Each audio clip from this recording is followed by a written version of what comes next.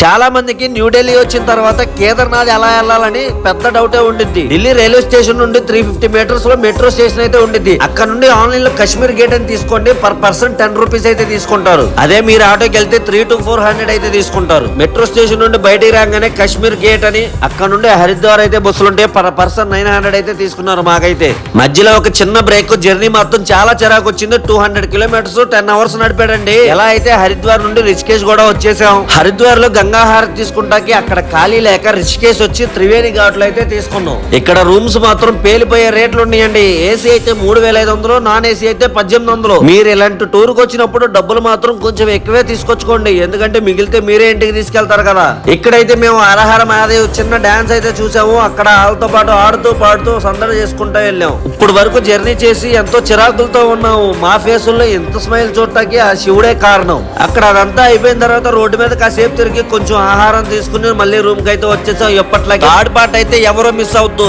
ఎందుకంటే కేదార్నాథ్ కూడా చేరుకుంటున్నాం.